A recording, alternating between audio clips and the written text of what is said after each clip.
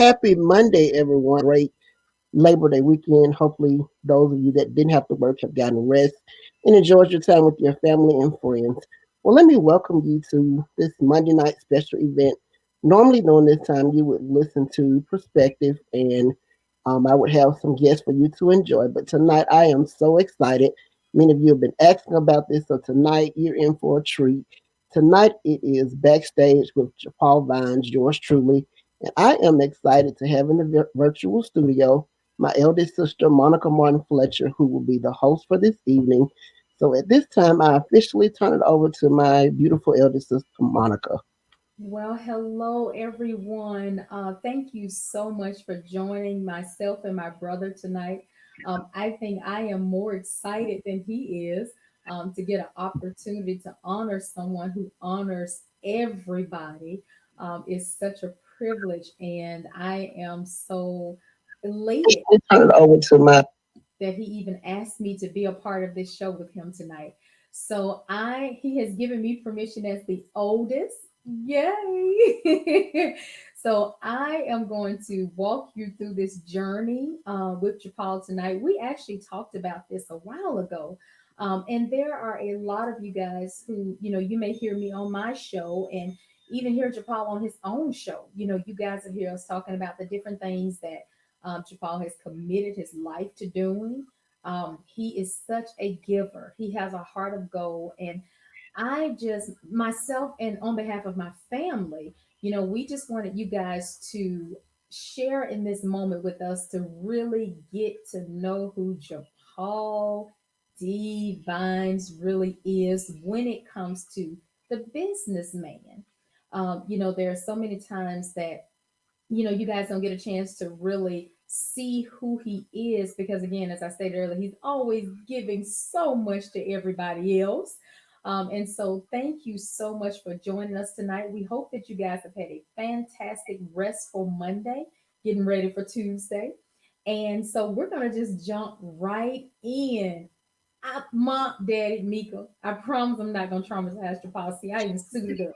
I'm suited up tonight, so I won't traumatize him. Mama, see, I put on some pretty earrings and some makeup. So okay, I'm gonna be. We're gonna laugh.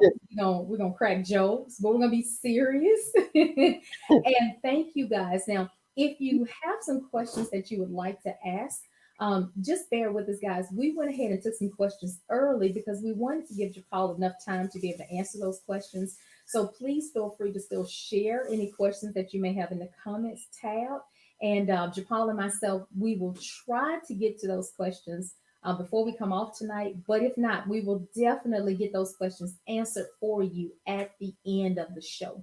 So again, we're going to jump right in. Thank you, everybody that's joining us tonight from all over Birmingham, Atlanta, wherever you are. Thank you for being here with us. All right. So, JaPaul.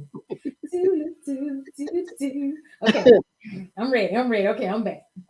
So, we did a little talking, and one of the things that, if you don't mind me asking, here's, people typically, when they start interviews, they typically say, tell me a little bit about yourself.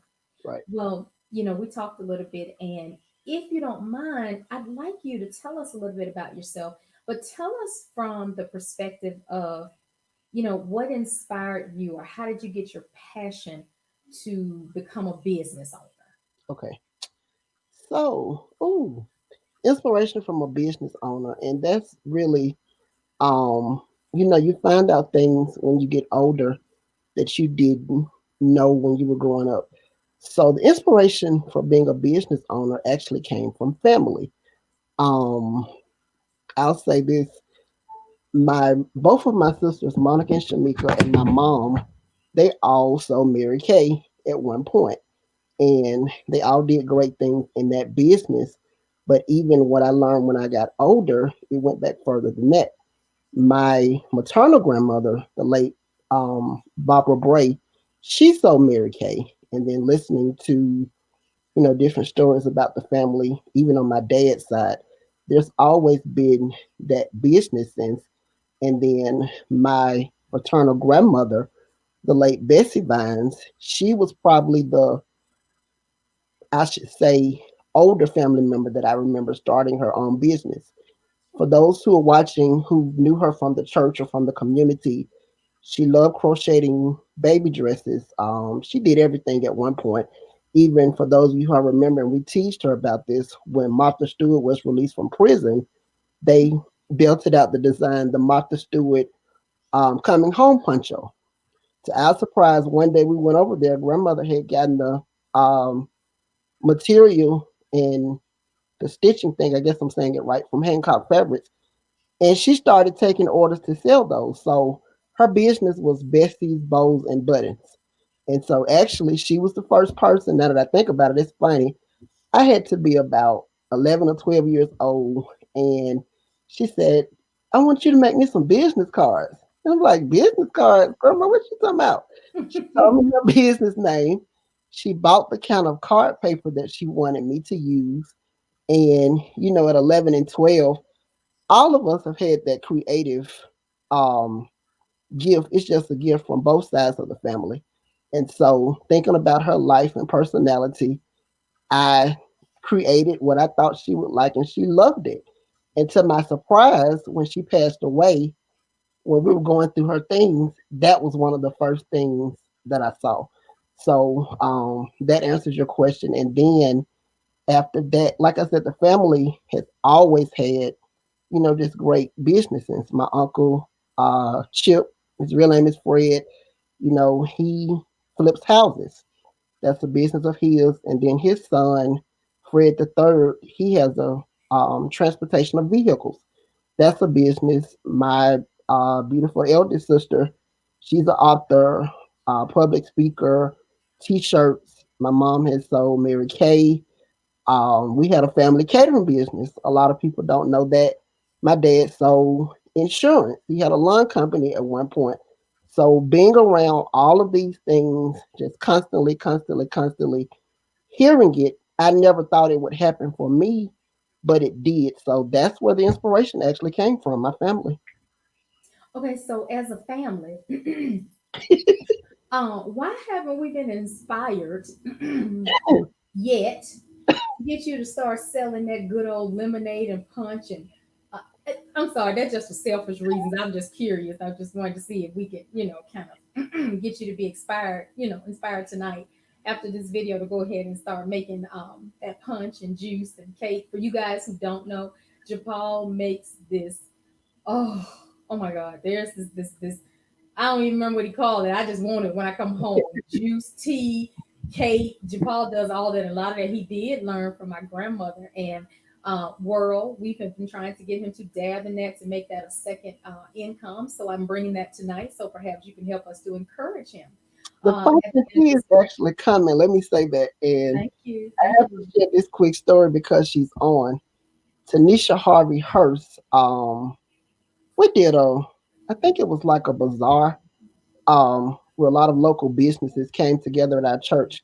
It was actually businesses and people from the community. And so someone approached me that knew that I actually did the teas and what have you. And I have to give shout outs to the late Eloise Mumford. She was the one that really I got the punch thing from, just being by her side when we would do different events at the church.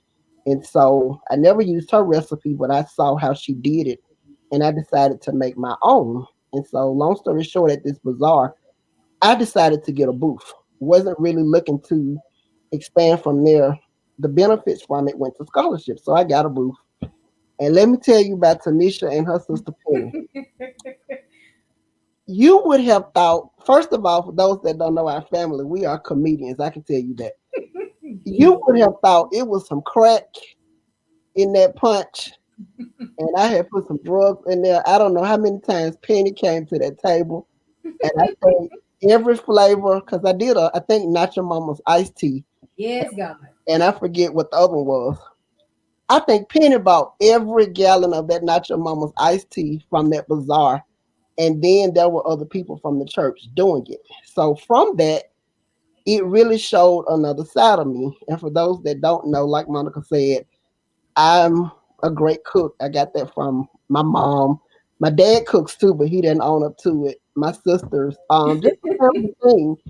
And so, never wanted to be a chef. I've always just enjoyed making people happy by try my food and beverage. So yeah, that's Mhm. how the punch and the tea came about.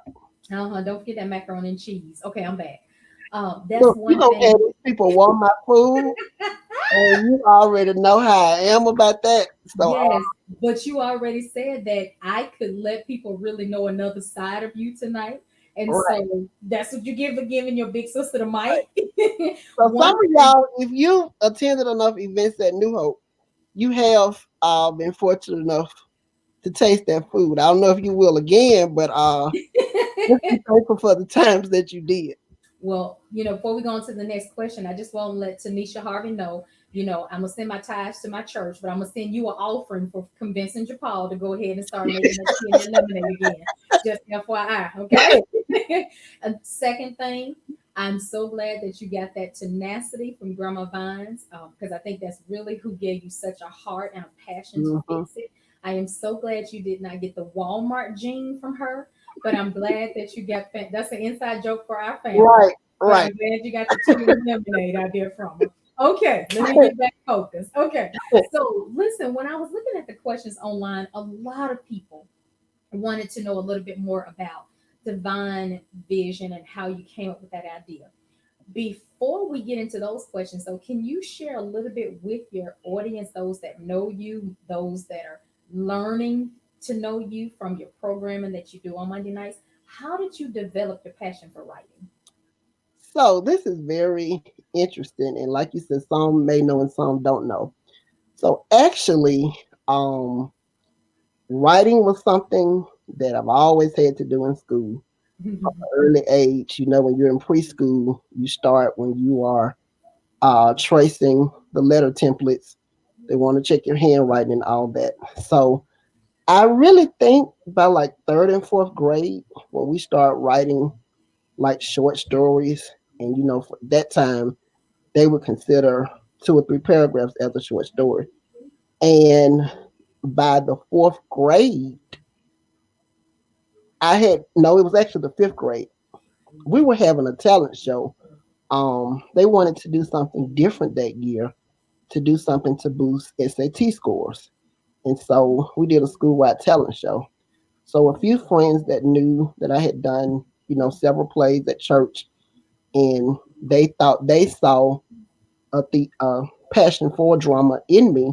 It's amazing how what your friends will see at a young age and you may not recognize. So they was like, "Oh, you should write a play. You could do it. You could do it." And like I said, we've always been a comedic family. So at that young age, I remember a play. I ain't finna write no doggone play. We better get on this stage and come up with a dance routine. I'm not gonna write a play.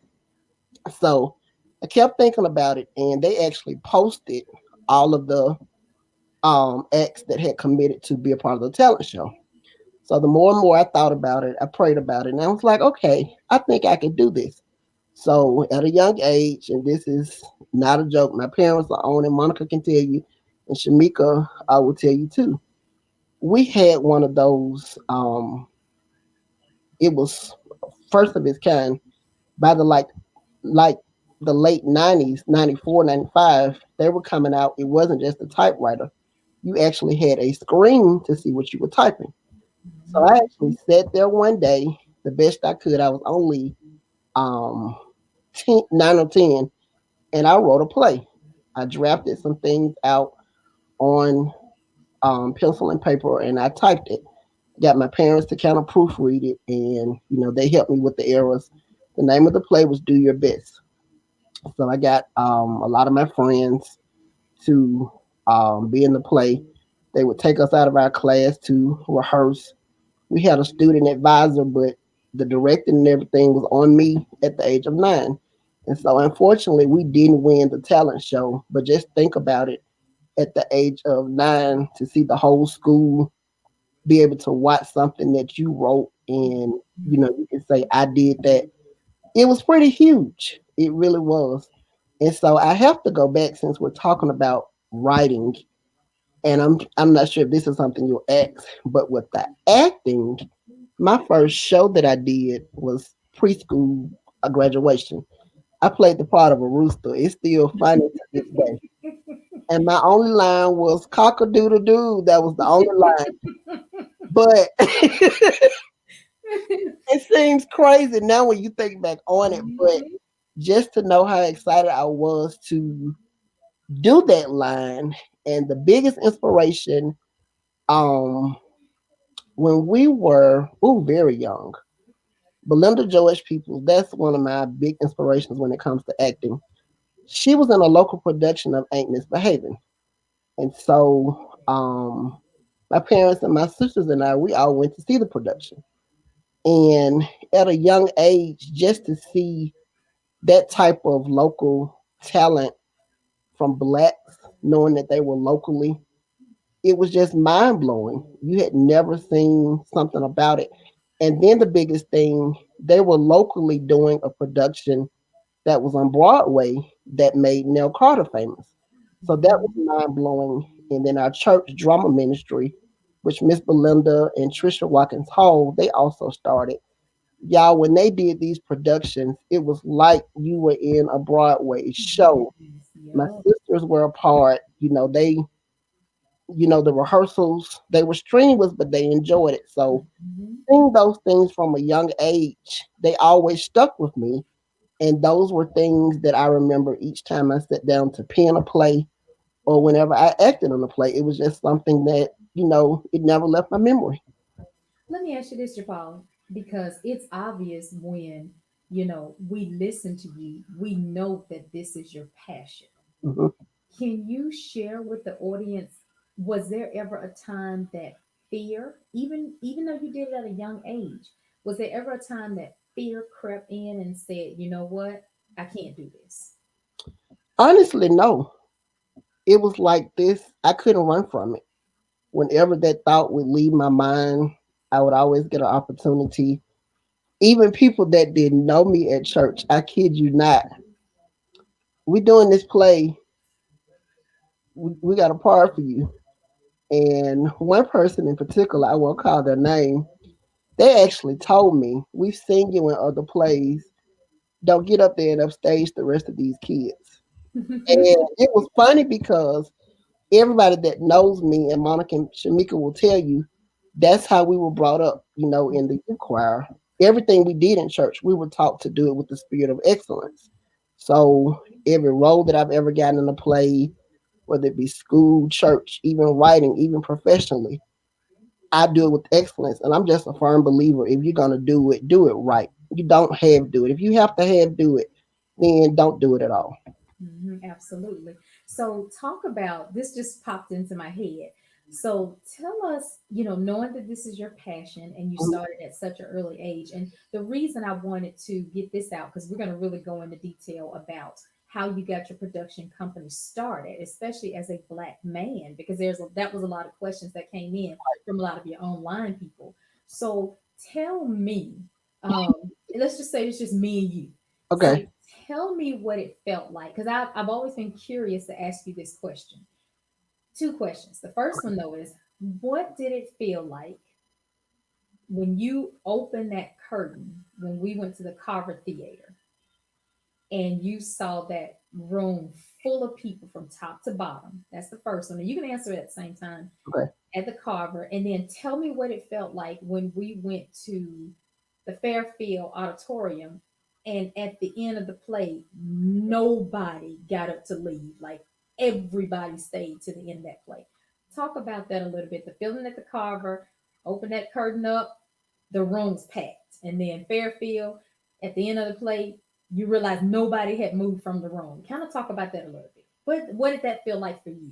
And you have to go back because for those who've never seen the Carver, they put out the events. They have a marquee, but it's like the mini version of what would be at a Fox Theater. And so I wasn't expecting them to put the name of the show up there. I was told that for every paid event that I would. And so we passed by there one night. And so the show and my name was at the top. I still didn't believe it. I really For real? did. It was like I saw it, but it I guess I should say it took me a moment to take it in. It did. It Yeah. really did. And so even when we did the dress rehearsals at the Carver, staging everything with the set and the props, it got real, but I always wanted to remain calm. Yeah. The last dress rehearsal we did, we prayed, we covered the set, covered the actors, musicians.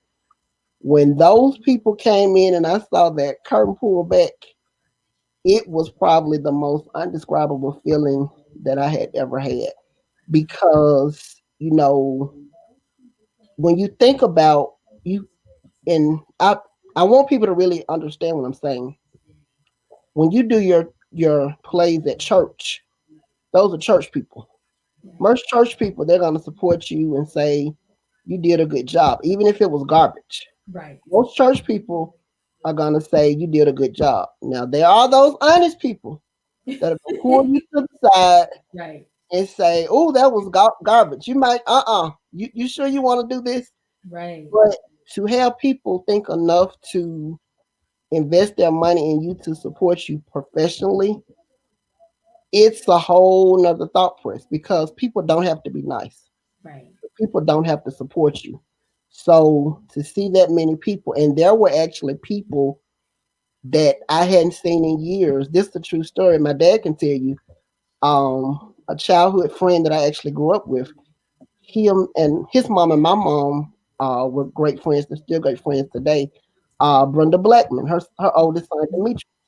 He was driving by the theater the day of the show, the first show, and he saw my name in lights. And he got the security guard to let him in the show. And the security guard told him, he was like, you can't go in. They're setting up for a show, even the general public. He was like, man, I grew up with this dude. I got to talk to him. I can't make the show. I just want to spend a few moments with him. And to see him come on stage, hadn't seen him in years, those kind of things are moments that you never forget. Absolutely. Absolutely. And then, like you said, with the Fairfield, it's so ironic because even though we weren't at the Carver anymore, the Fairfield was smaller, but it was Mhm. more so up close and personal. And walking out on that stage because it was like right in your face to see all of those people come in, it was it was mind blowing. It really was. I wish you could see the smile when you talk about it. That's how I personally know that you're doing exactly what you were born to do. Because when you speak, you can see your smile and you can hear your passion when you talk about it. And I know that's one of the reasons that you wanted to get on with your audience tonight to, not only let them learn a little bit more about you as the actual host of your show, but to let them know, you and I talked about this before we started the show. I, I think your emphasis is if you can do it, somebody else can do it too, Absolutely. you know. And before we go into a couple other questions, here's something I'd like to hear you share because so many people think that, oh my God, I can't start a business. I don't know anything about doing a business. Right. Nobody ever showed me how to run a business. Can you share some of the things that inspired you to go ahead and start Divine Vision? Actually, my parents, how it worked, and this is my first time sharing this publicly, other than family, there had been kind of talk about me doing it, but it wasn't a certainty. And so it was with their blessing. Um, they was like, you could do it. So they were not only supportive spiritually, but they were supportive financially too and encouraging. And so seeing them give me the push, I was like, okay, if they believe in me, then there has to be something to this. So even from booking the deal at the Carver Theater, in the first show, it was very interesting. I decided to do my first show in December. My thought process, because Christmas is an exciting time for people. You're Mhm. planning your menus, you're getting gifts ready. Um, Santa Claus is coming to visit the kitty. Um, and it's just a great time. But on the flip side of that, Christmas is the worst time for some people. Yeah. And I wanted to be able to provide a avenue and outlet where everybody could come and enjoy the show. And for those who really needed to laugh during the holidays, they could walk away saying, you know what? I think I can celebrate Christmas. Even though if the person that I've celebrated it with in the past is no longer here, I think I can do this. And those were actually some testimonials that come out when we did the show Comfort and Joy at the Fairfield Civic Center. Got to give a shout out to the family in Tuscaloosa, the Martin side.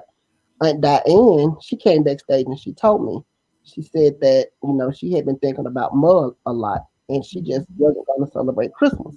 And she said that she enjoyed the show so much, it put her in that happy place that she needed. She was going home to put up a Christmas tree. So those kind of things, hearing those kind of testimonies, and then the first show, um, some people from my Homewood family, Tawana, she texted me the next morning, and her son Kalen, he said after seeing the show, he needed to get his life right.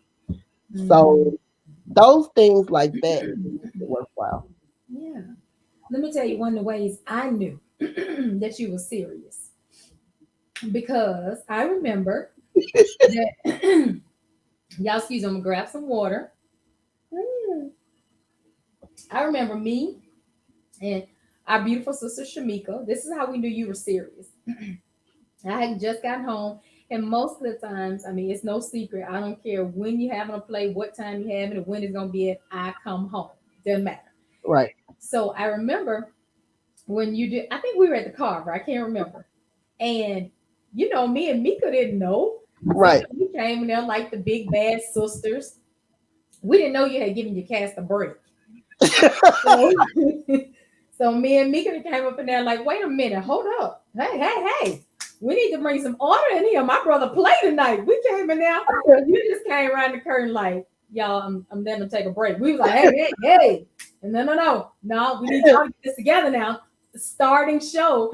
But that's one thing that I think as a family, I want to thank you for allowing us, because you know, we are actually the family. We're okay being in the background. Right. So we'll go to the store, we'll cut the sandwiches, we'll mix the tuna salads, we'll pick up the clothes, we'll drop them off. We're fine doing that. And so one thing I want to compliment you on is that even in your passion, you have always allowed your family to Absolutely. be okay in the background. Absolutely. We don't care about having a front seat on the front row. Right. None of that has as long as everything collectively is working out for you. But now you done dealt with me and Mika, because we can, we those protective sisters. Uh, Right. so I want to applaud you. You've been able to keep your passion going, even with me and Mika with our crazy selves coming in trying to be like, hey, this our baby brother now. Look what y'all doing, you know. And another share another funny story. It's funny you mentioned that. I can remember we were at the Carver, like you said, and my uncle Chip and my aunt Tammy, they were coming by to pick up tickets for family members. And so, they had never seen me like really into full fledged with the director's hat on. And so for those who, ever done plays or you've seen it, at that at those dress rehearsals, that's it. You gotta get it right. Well, you should have it right, but you're fine tuning. And Tammy told me after the show, she said, baby, when you walked in there, when you had that hand up and you said it's got to be right, it's got to be exact. She said you made me stop in my tracks. And she said what really got her, Yeah. there were people older than Yes. her in the set, in the cast, and they took what I said to heart. Mhm. That's what they tell me. Because the cast do range. Yeah. I've had people in their 60s in the show, Mhm. some close to 70. And one in particular, Carolyn Russell Walker, shout out to her. She's actually been with me as far as church and professional. Carolyn's probably been doing plays with me for over 15 years. Mhm. And so we have a little joke between us all the time. She says, okay, now I'm the big sister when we're not doing the shows. But she said, when we on stage, you my daddy, you the big brother, you everything.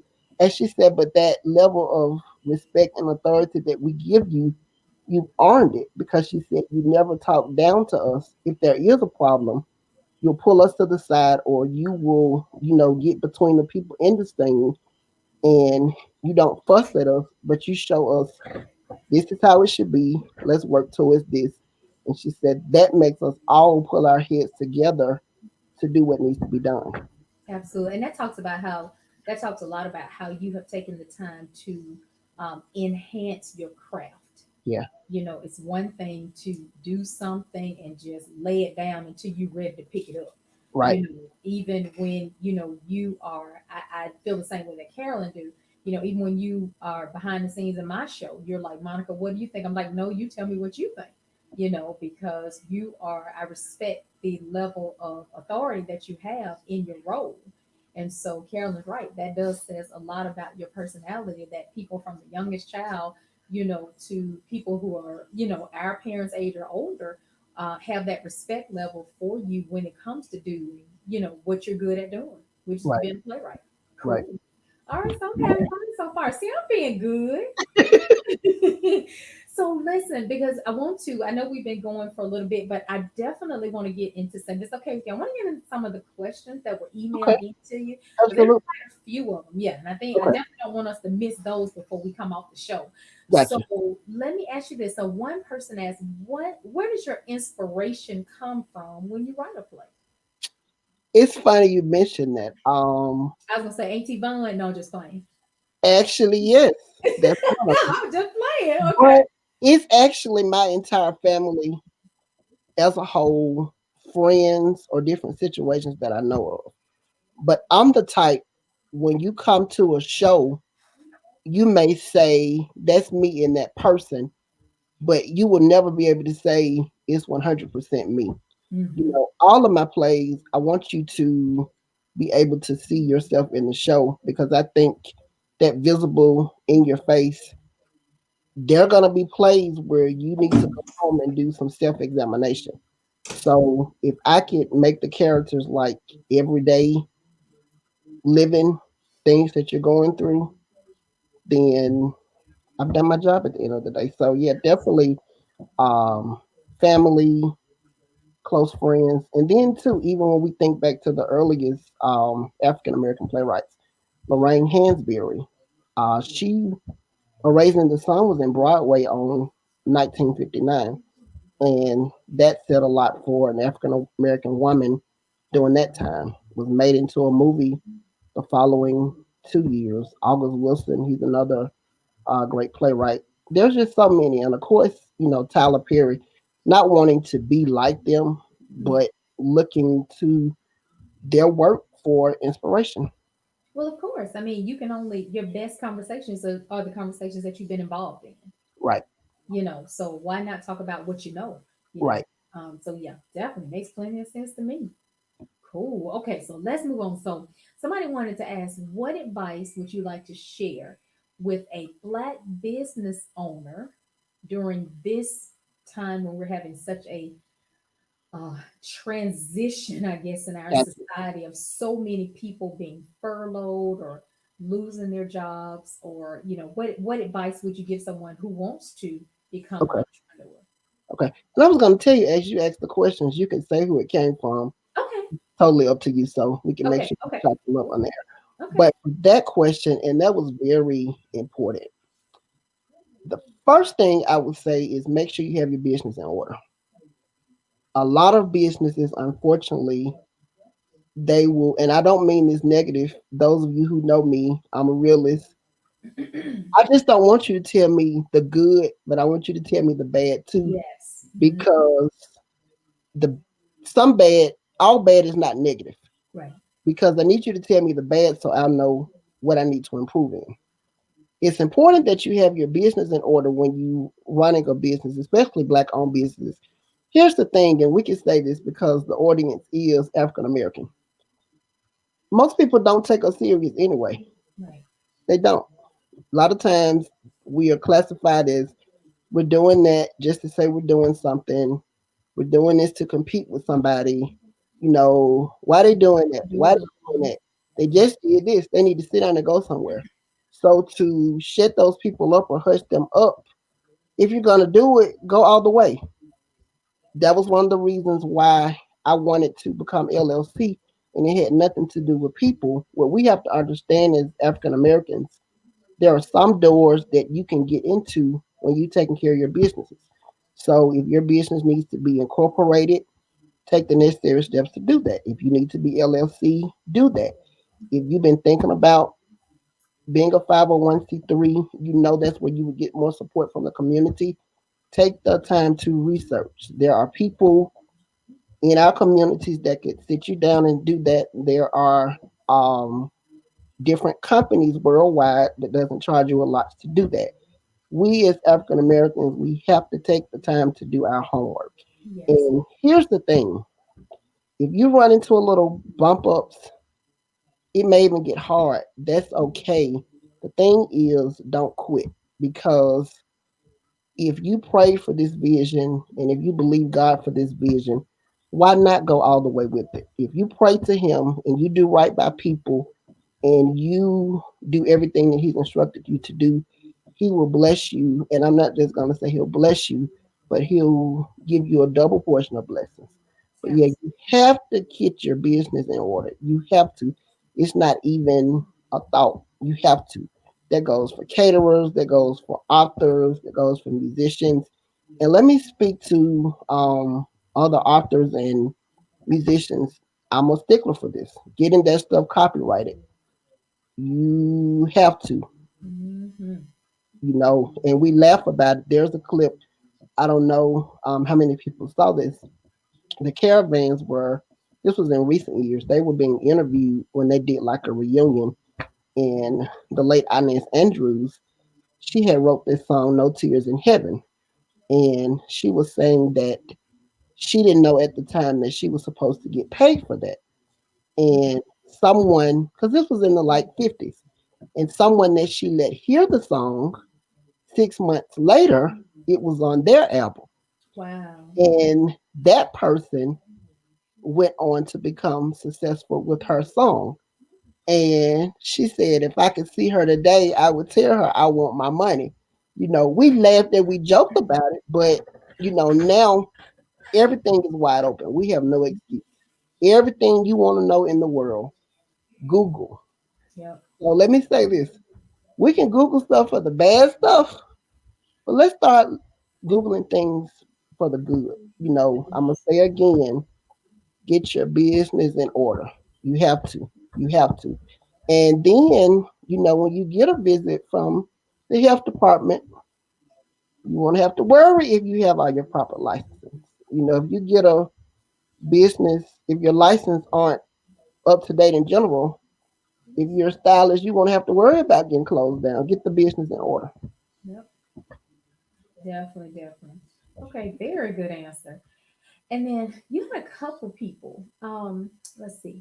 It's Linda, Joshua, Tanisha, Channing. They all wanted to know what was it like staging and directing your first professional play? The coolest thing about that, I would say about 50% of the cast, they were people that I had worked with before, whether church, from another play. I knew of them, even though it was a different storyline. Um, that made it easier, and they all trusted me to bring the role out of them. Everybody that comes to my play, again, you're gonna see the characters come to life on stage. I Hmm. think that's the worst thing that I hate seeing. You can have the best storyline, but if your characters aren't believable on stage, you will not have a successful show. Absolutely. So, seeing what I wrote come to life on stage professionally, like I said, is different at church. Hmm. But, you know, and even when I remember the first time we sat down for a table read. For those who don't know, anytime you do a play, you're going to sit down to do a table read first. That's when people can ask you about their character. You can get them more in depth as to what the character should be. And just to hear the responses when they were reading their lines, it was really mind blowing because I'm thinking like, man, I wrote this. So it was really mind blowing. And then, you spend all of those weeks in rehearsals. You do your dress rehearsal, you do your tech rehearsal, and to see it all come to life on stage is, like I said, it's something. It has no value to it. Yeah. Hmm. Absolutely. And then there was another part. I'm even interested in knowing. Tanisha wanted to know what was the hardest part in getting your company established. The hardest part, I really wouldn't say the hardest part, and the reason why I provide that answer, everything is what you make it. Even your bumps and bruises or your problems that you may run into, you can get stressed out, you can get upset. Even after you done all of that, that problem or that situation is still gonna be there. So you just have to get up, stand tall, and do what you got to do. But to kind of pick it on that, it probably, if I had to answer that, I wouldn't say the hardest thing, and this can be hard for people that are just starting out. Anytime you've had a great, successful play, you can't come back with anything weak. You can't. Mhm. You have to, like, it's not like you're trying to outdo your last one, but it has to be great. So that, and it's not really hard, but if I had to answer that question, that's what it would be. Because even with that, I give you a prime example, and we talk about him because he's successful. Tyler Perry. Mhm. Tyler knew early on that if I'm sure he thought, okay, I'm just going to use David and Tamala Mann in one show. Look how we responded. These people, I think they started with him in Medea's Family Reunion. That was probably like 2006. All these movies, not only one TV show, he brought them back for his final stage play as Medea in another TV show. Mhm. So casting can be somewhat challenging too. And I would say this to anyone who's watching, if you're thinking about writing plays, it can't be personal. Yes, people that are friends with you welcome them to audition for your plays, absolutely. But they need to understand that if you and your panel choose not to cast them in a role, it's not personal because you have to do the thing that's going to be best for your show and the overall perception of your show. You know, you and I talk about that a lot when we think about people to bring on to my show, you Right, know. And you always challenge me with that. You always say, Monica, okay, but is that going to be the best format for what right, you're trying to accomplish? Because people mean well, right, but that might not be the right fit for them. exactly, Maybe you can kind of encourage them to go ahead and do their own show, exactly, or kind of maybe absolutely, just, yeah, just ask questions, but don't be on the show. right. Now, and there was another question I was asked. I think I apologize. I can't remember who asked this one, but I thought it was a very good question. Now, don't do like your big sister because if somebody would ask your big sister this, she gonna name names.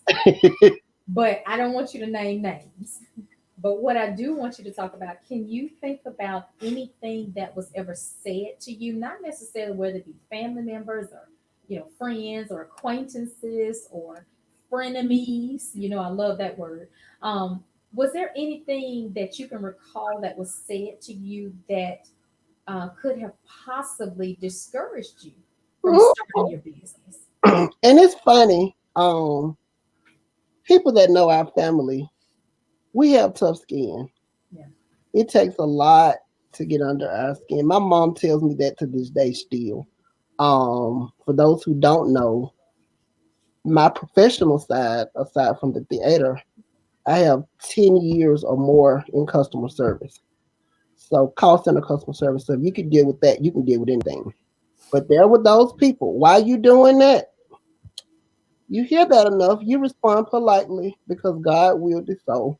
And sometimes I have to be honest. Sometimes you don't even get that out. You say because I want to. And here's the thing, that's not being negative or harsh. Now, there are two ways I look at negativity. Some people are negative because they don't know. And that's just where they are at that time. And people like that, you have to keep your distance because that stuff can't eat away at your spirit. You pray for them because, like I said, they're not in a happy place. But there are some people they just want to test you, and then there are some people they don't want to support you. They will talk to other people that are supporting you, but they have no interest in supporting you. So those types of people, you pray for them all, you wish them well, but you stay away from that energy.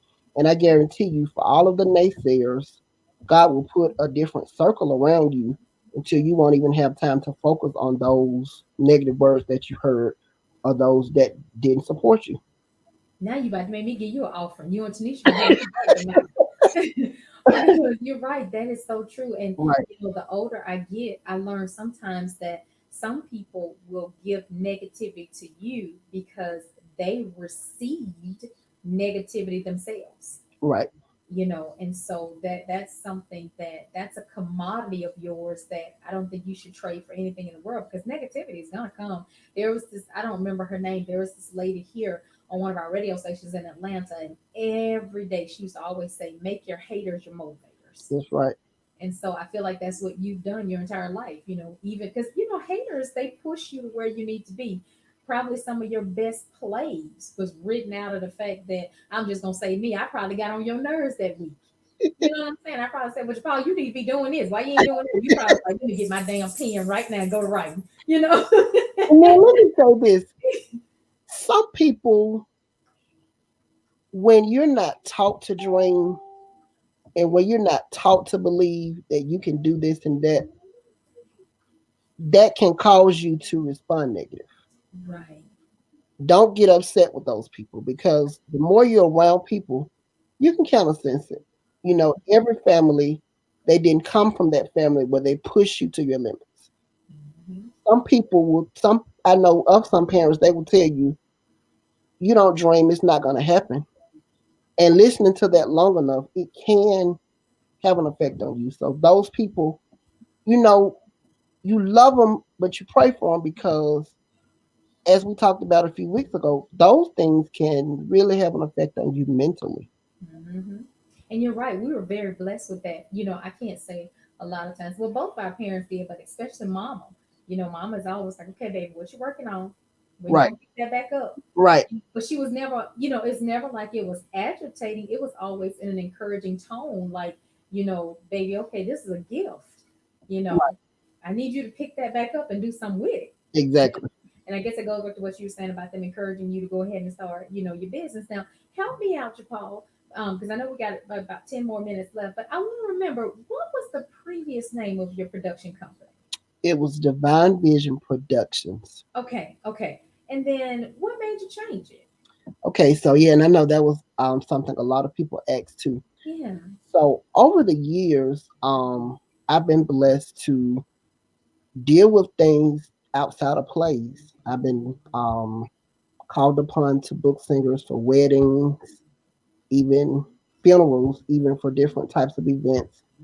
Um, Even assist with booking bands, musicians, Authors. yes, authors, Hmm. business owners, consulting, different things of entertainment. So one of the things that I really want to encourage our business owners, don't box yourself in. So I really I had thought about it, but I wanted to make sure it was the right time.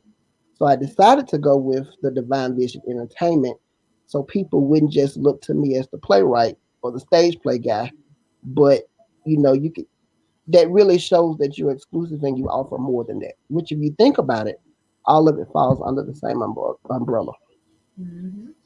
So Ms. Linda Hill asks, what are your interests outside of your business? Like, what do you do in your casual time? What do you love to do? I know, but you tell the people, what do Okay. you like to do outside of your business life? Cooking, of course, like I said Yes. earlier. Music, reading, research.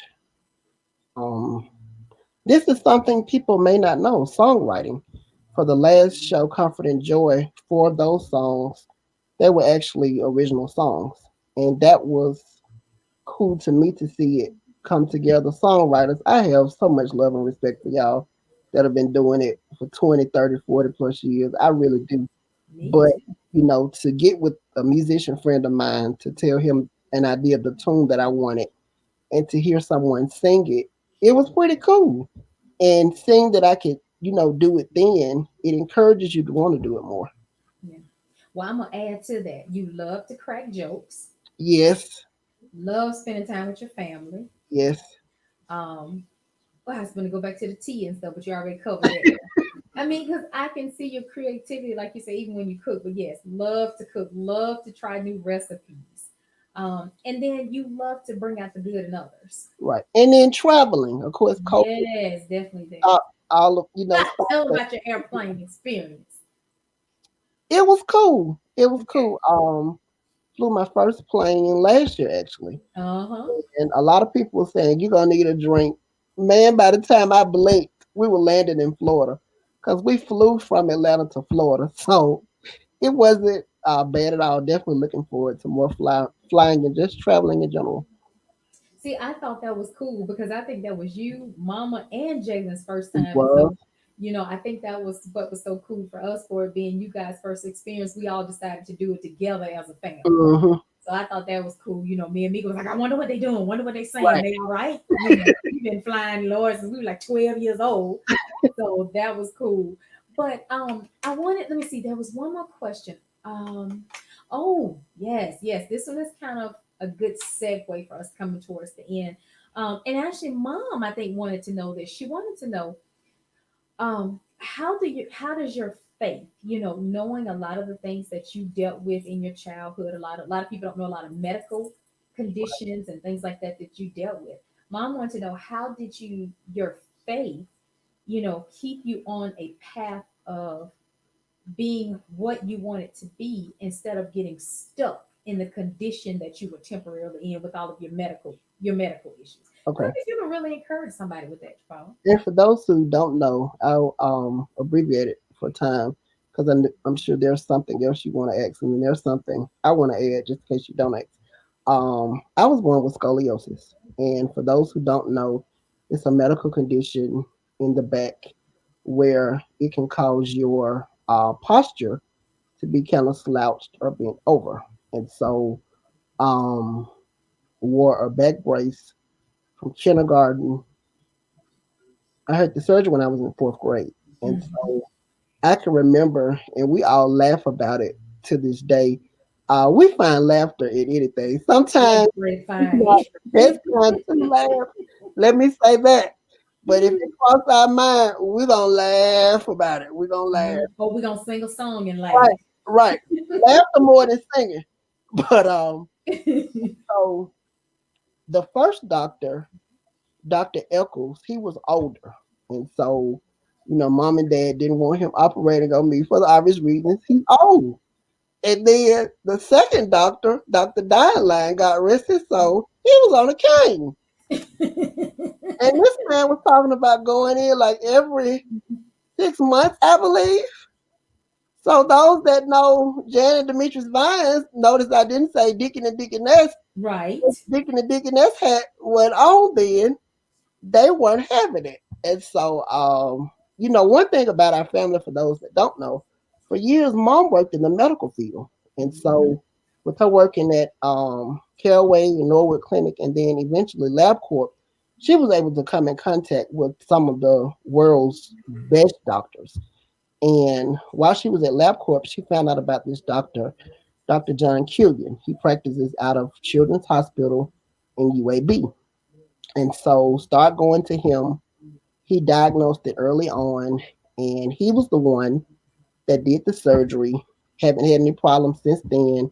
Haven't worn a brace since then. Everything is great. Haven't ran into any complications. And it's so funny, actually, and I won't tell the entire story of how I ended up going back to him when I was in the eighth grade because I broke my arm. So it was pretty cool to see him again. And then my eighth grade year, this was like after my 12th birthday, I think, 12th or 13th birthday. Up one morning, getting ready to go to church, and didn't know what was going on. And long story short, the doctors found out that I had fluid on the brain, and so I learned that it was something that fluid was an issue when I was born, but it recurred right after my 13th birthday. So the doctors had to place a shunt on my brain to relieve some of the fluid. And so, to answer the question that mom said, when you go through these things, if you don't have your faith in God, and I'll say if you don't have a relationship with Him, it could cause you to get mad at Him. It could cause you to get bitter with God. It could cause you to turn to drugs. Let's be honest. For those who know, I love real conversation. It could cause you to turn to drinking, sex addicts. People deal with things in different ways. Does it make it right? Absolutely not. But people deal with what's best. And I really think having a strong prayer life, which was something that we've had from generations, and the impartation that you receive from Sunday school, BTU, all that stuff we laughed about and we hated when we were children. Youth Bible study, when you get older, the Bible says, train up a child in the way that he should go when he's old. It will never depart. It doesn't depart. You may try to depart from it, but it does not. So, just that foundation and having that unshakable faith, that's it. So now I can tell you at 35 years old, I don't care what I go through, I'm built for it. Because my thought process is if I could go through all of that at a young age and come out on top, I can survive anything. With So God, I mean, let's go. yeah, exactly. That's what I'm talking about. No excuses, Right, people. You just heard it from JaPaul, and if he's right. still running his own production company, come on now, son. Y'all ain't got no excuses whatsoever. And that's why we wanted to do this show tonight. So here we go, JaPaul. We're gonna do a now. This is my turn. Now we're gonna do a lightning round, and then Okay, I'm gonna let you have the final word, okay? okay. All right. So last couple things I think I want people to know about you. So what's your favorite movie? Favorite movie? You probably already know. It's actually You can uh tell me two. Your two two. favorite movies. Okay, Color Purple is the top one. And I'm gonna tell y'all why. Because it came out the year I was born. This is another thing why I got into acting. Monica and Shamika and our first cousin Stephanie, oh my God. When You can't even get it out. when they were like older and they would be away from each other, Shamika and Monica would play Silly and Nettie. And because Stephanie was always taller and heavier than the two of them, she would play Mister. So they would be in our great grandmother's yard and they be reenacting that scene and we would just crack up We did. laughing. So, and it's so funny. To this day, whenever that movie comes on, either if I see it first, I call her, I text Monica Shamika, or they call me, and we look at it like it's our first time seeing it. Yeah, we know every line. Every line. Right. Okay. Favorite food. Turkey and dressing or chicken and dressing. Okay. And eat it. Favorite non-alcoholic beverage. You See know, how I enunciated? I'm gonna get you when it's go out. Yes. Uh because I really have gotten into making my own like punches and things, Yeah. it would probably be like a specialty punch or tea. You know, you get Sprite and all that stuff all the time, but sometimes you want to taste something different.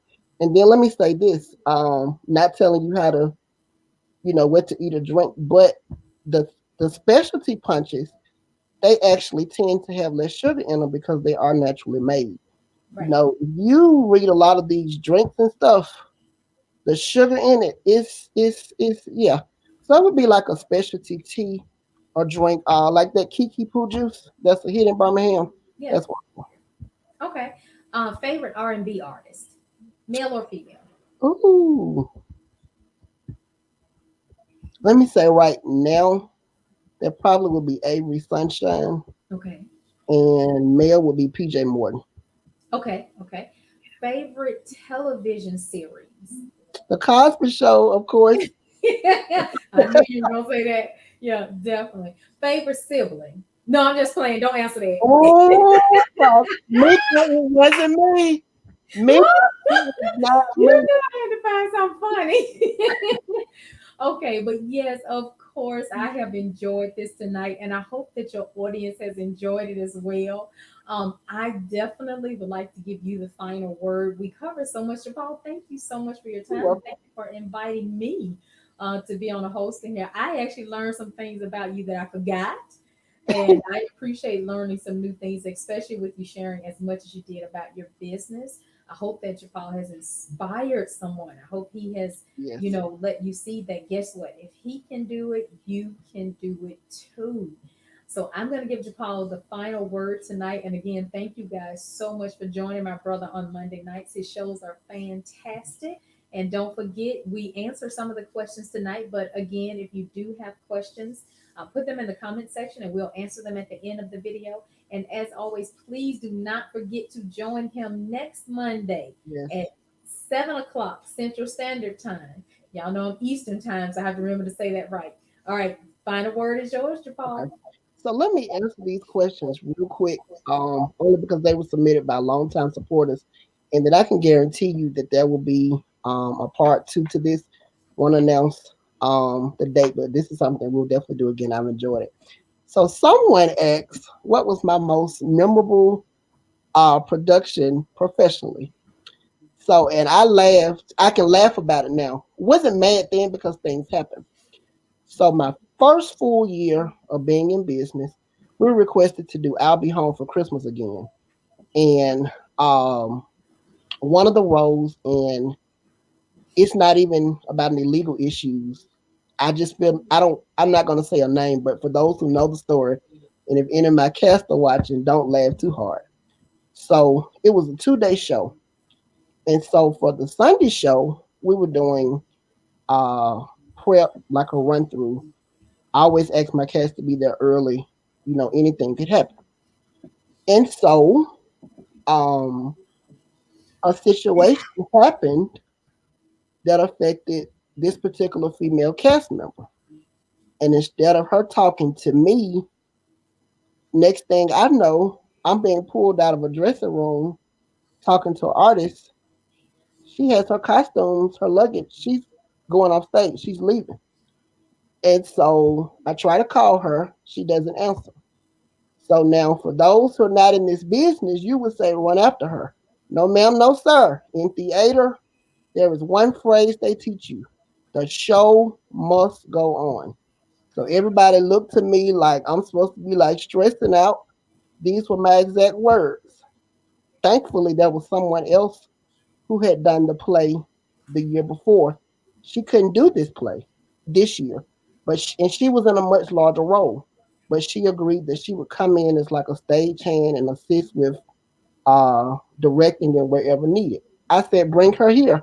And they all looked like, are you sure? I'm sure I'm still coming. I said, bring her here. So I said, I need you to do this. And she was like, huh? I said, I need you to do it. So we took her in the room. We found some extra costumes.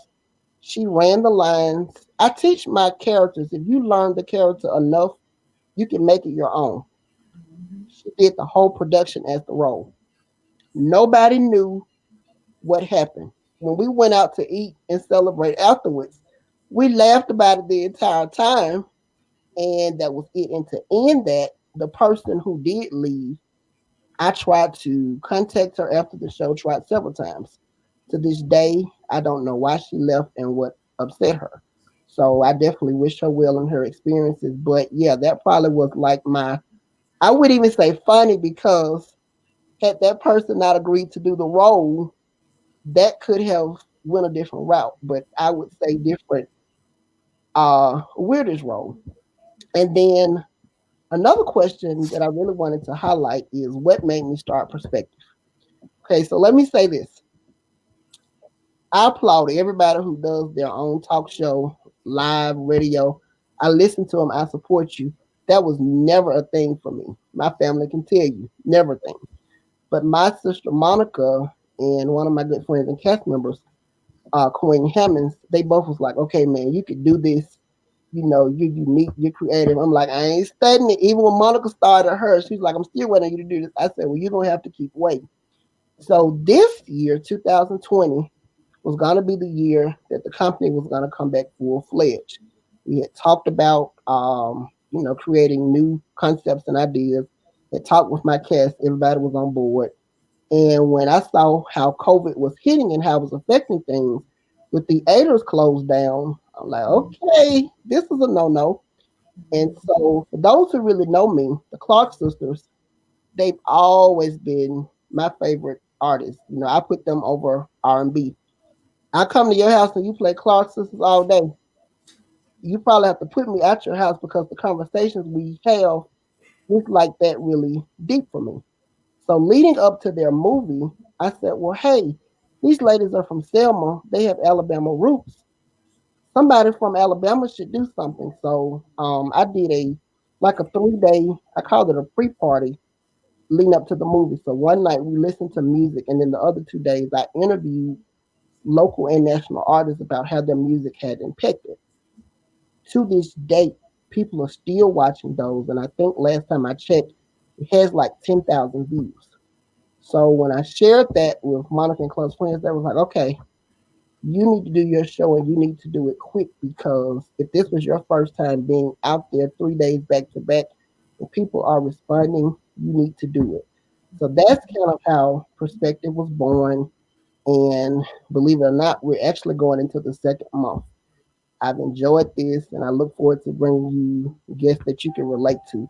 All of the shows are on the page. If you're not liking Divine Vision Entertainment, I encourage you to do so. We have a lot of great things coming outside of Perspective. You just have to keep your ears and eyes open. The last thing I got to say, for those of you who don't know, we'll be mentioning this every week. November 3rd, we got to do it. Yes, We got to please. do it. We are 56 days until the election. Folks, we cannot get distracted. We cannot. We cannot. Y'all got to stop listening to all this stuff. And we used to say people died for us to vote. Some people not grasping that. Yep. I'm going to say it this way. If you don't vote, it could cost you your life. Yep. And I'm not being negative when I say that. You know who we have in the White House. You know some of the things that he's talking about doing away with. That it may not affect you, but you have a grandmother, you have a great aunt, you have, even if you don't have any grandparents, somebody that you know could be affected by this. So let's get out to vote. If your children need to register to vote, let's do that. We got to do this. And when we come together, we can do it. We just got to make it happen. Like we just said, stop coming up with excuses. We do what else we want to do. So, Yep. y'all, let's do that. Let's do that. JaPaul, So, can I add right here too? yeah, Y'all, when you go vote, don't go do this craziness and writing those crazy names on those ballots. please. Don't be going in writing in Kanye and Nick Saban and Pooch the puppy dog. Don't go in there doing that. Right, Thank you for letting me interject that. right. And we've had the Democratic convention. You heard them then. There'll be debates coming up. Everybody that's running, you know who they are. I don't need to keep repeating it. You're going to have enough time to hear what they're doing. Stop saying he hadn't told you a black agenda. Yes, he has. We just got to stop coming up with excuses. Right. So, having said that and said all of this, as Monica said, hopefully something I shared has touched somebody and it's encouraged you and pushed you to go further. Thank you always for your support, and I look forward to seeing each of you on next Monday. Next Monday, we will be back in our regular setup. And as always, I love each of you and keep the faith. Thank you so much, Monica. You did a I great job miss tonight. you. I'm excited. I'm going to see you soon. Yes. All All right. Love y'all. Y'all enjoy the rest of your right. evening. Good night, guys.